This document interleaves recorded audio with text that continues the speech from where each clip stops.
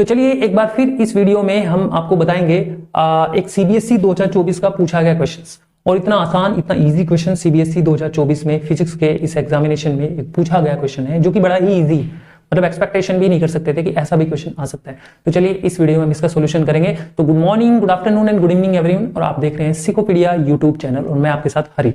तो चलिए स्टार्ट करते हैं इस क्वेश्चन को और समझते हैं ये क्वेश्चन कैसे सोल्व होगा, क्योंकि सीबीएसई 2024 में पूछा गया क्वेश्चन है।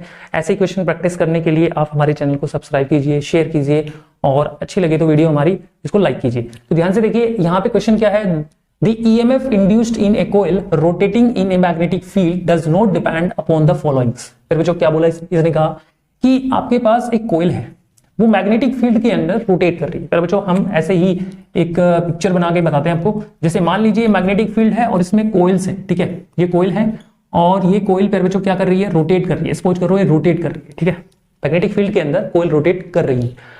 अब जब ये कोयल रोटेट करेगी तो ये कोयल जो है ईएमएफ पैदा करेगी, ठीक है, ईएमएफ। फिर बच्चों ई को बोलते हैं EMF, this is not electric field. यहाँ पे ई को हम डिनोट कर रहे हैं ईएमएफ से, और ईएमएफ को फिर बच्चों क्या बोलते हैं, वोल्टेज कहते हैं। फिर बच्चों क्या कहते हैं, वोल्टेज कहते हैं। अब आप क्वेश्चन समझे क्या था क्वेश्चन में सीधा सा बोला है कि कोयल रोटेट कर रही है किसी मैग्नेटिक फील्ड में, तो ईएमएफ इंड्यूस होती है, does not depend upon the followings. तो जो ईएमएफ इसमें पैदा हो रही है वो किस पर डिपेंड नहीं करेगी। ध्यान से सुनिए फिर क्वेश्चन को, the EMF induced in a coil rotating in a magnetic field does not depend upon the followings. यानी एक रोटेटिंग कोइल को जब आप मैग्नेटिक फील्ड में एक रोटेटिंग कोइल को जब आप मैग्नेटिक फील्ड में रखेंगे तो उसमें से ईएमएफ पैदा होगी या वोल्टेज पैदा होगी, वो किस पे डिपेंड नहीं करेगी।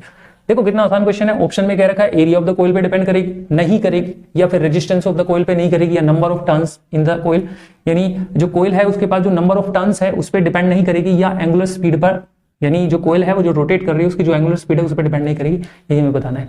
तो बच्चों देखो कितना आसान क्वेश्चन है। इसके लिए हम सबसे पहले कॉन्सेप्ट समझेंगे क्या होगा। देखिए किसी भी कोइल को आप किसी मैग्नेटिक फील्ड में अगर रोटेट कराते हो तो उसमें कितना ईएमएफ पैदा होगा, E is equal to E naught sine omega t, ठीक है। This is the equation of EMF. सबको पता है ये क्या होती है, equation of EMF, AC alternating EMF की जो इक्वेशन होती है वो ये होती है। अल्टरनेटिंग ईएमएफ की इक्वेशन क्या होती है, ये होती है, E is equal to E naught sine omega t. अब यहाँ पे जो ई नोट है, मेरे को जो ध्यान रखना है, जो ई नोट है उसे मैक्सिमम ईएमएफ कहते हैं या मैक्सिमम वोल्टेज कहते हैं। अब आपको यही कॉन्सेप्ट समझना पड़ेगा कि जो ई नोट है, पर बच्चों यहाँ पे जो ई नोट है उसको कैसे लिखा जा सकता है, ई नोट को लिखा जा सकता है BAN ओमेगा। आपको सिर्फ इतना याद रखना है कि जो E is equal to E naught sine omega t है, इस कोयल में जो ईएमएफ पैदा होगा उसमें जो ई नोट है, मैक्सिमम ईएमएफ जो होगा वो किसके इक्विवेलेंट होगा, E naught is equal to BAN omega. अब इस फॉर्मूले में जो B आपके पास, इसको बोलते हैं फिर बच्चों मैग्नेटिक फील्ड, इसको बोलेंगे मैग्नेटिक फील्ड, और इसको बोलेंगे एरिया, और इसको बोलेंगे नंबर ऑफ टर्न्स, और फिर बच्चों इसको बोलते हैं एंगुलर स्पीड, इसको बोलेंगे एंगुलर स्पीड। अब आप देखिए यहाँ पे मैंने जो बताया आपके पास, B is the magnetic field, A is the area of the coil and N is the number of turns of the coil and omega is the angular speed. यानी जो मैक्सिमम ईएमएफ इसमें पैदा हुआ कोइल में वो किस पे depend कर रहा है, डिपेंड किस पे कर रहा है, ध्यान से देखिए। जो मैक्सिमम ईएमएफ जो पैदा हो रहा है इस कोइल के अंदर, मैग्नेटिक फील्ड पे डिपेंड कर रहा है, एरिया ऑफ द कोइल पे डिपेंड कर रहा है, नंबर ऑफ टर्न्स पे डिपेंड कर रहा है और एंगुलर स्पीड पे डिपेंड कर रहा है। लेकिन कहीं पे भी इस फॉर्मूले में आपको कहीं पे भी क्या ई नोट कोई रेजिस्टेंस पे डिपेंड कर रहा है, नहीं कर रहा है, जो नहीं कर रहा है, सिंपल सी बात है। अब आपने ऑप्शन में आइए, इसने पूछा है कि जो ईएमएफ पैदा होगा रोटेटिंग कोइल मैग्नेटिक फील्ड के अंदर वो डज नॉट डिपेंड, किस पे डिपेंड नहीं करेगा। पहले देखते हैं डिपेंड किस पे करेगा। भाई डिपेंड करेगा, वहां से देखें तो डिपेंड किस पे करेगा, angular speed of the rotating coil, बिल्कुल करेगा। देखिए ई नोट बी पे डिपेंड कर रहा है। अच्छा फिर number of turns of the coil, क्या नंबर ऑफ टर्न्स पे करेगा, देखो आपके पास N है। इसके बाद देखो एरिया ऑफ द कोइल, क्या एरिया ऑफ द कोइल पर डिपेंड करेगा, ठीक है, ए पे करेगा।